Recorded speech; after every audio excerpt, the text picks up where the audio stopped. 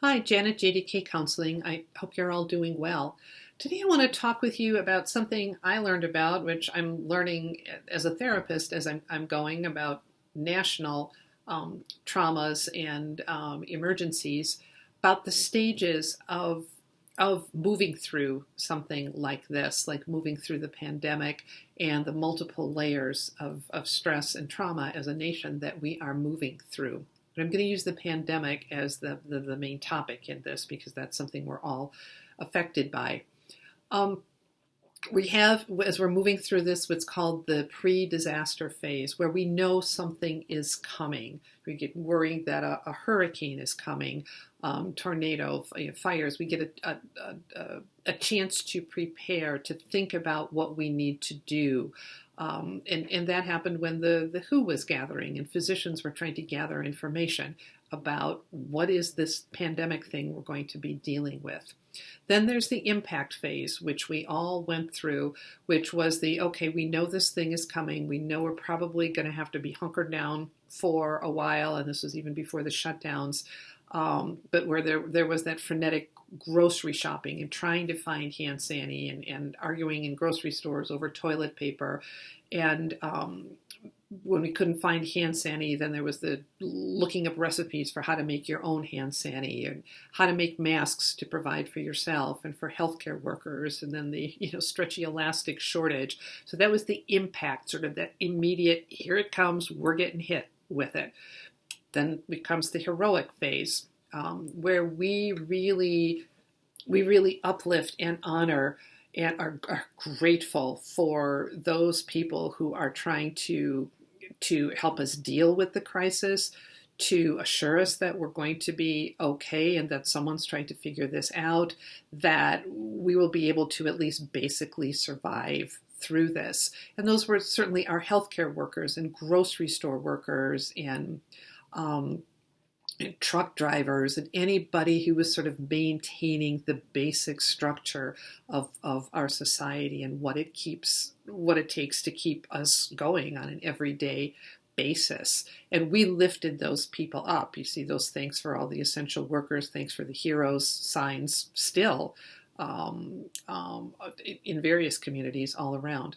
We have the honeymoon phase, which is okay, we're going to get through this. We're strong, we're tough, we're resilient, all of that. We're going to stick together no matter what it takes. We are going to get through this. That's the honeymoon phase. Well, now we've moved into the sixth month, which often is a transition point for something called the disillusionment phase.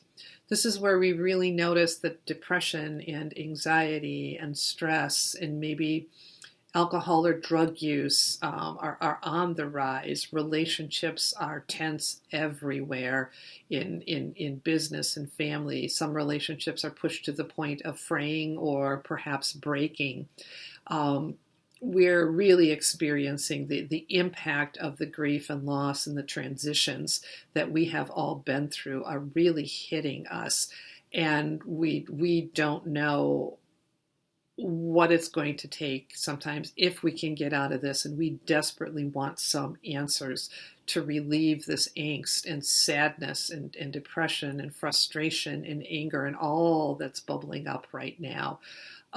We definitely want an answer. We want something that's going to relieve our anxiety. We're asking big questions of meaning. Who are we as individuals and as a society? This is all that happens during this period. And finally, we move into a reconstruction phase, which we're not in yet, and which is where we have figured out how to integrate all of these things that we've struggled with sort of for our own and society's higher evolution. The practicalities of how we're going to do this differently in daily life, and then as a people, how do we make meaning and sense and grow and be better all around from this? And we're not there yet. The hard part is we can't predict how long any of these phases are going to take, and that wears on people really quickly. So what I want to encourage you to do, and it's critical for getting through anything like this, whether it's the pandemic, whether it's the fires, whether it's a hurricane, a flood, any kind of major disaster or something that affects us all or something that affects us individually or both, is be as ruthless as you can with developing a self-care routine, something for your body, something for your mind, something for your emotional life, and something for your spiritual life, whether you define that as religious or spiritual. But I define spiritual in this case as how you make meaning of things. We need to be proactive in doing whatever it is we can in body, mind, spirit, and emotions to maintain our health. Reach out. Every person is struggling with this in some way, shape, or form. Some days are better than others. Some days are worse than others.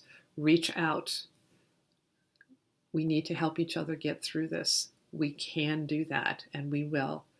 If you need some ideas or thoughts or help, Jan@therapysecure.com, and please share this with anybody you think would find this helpful. Take care.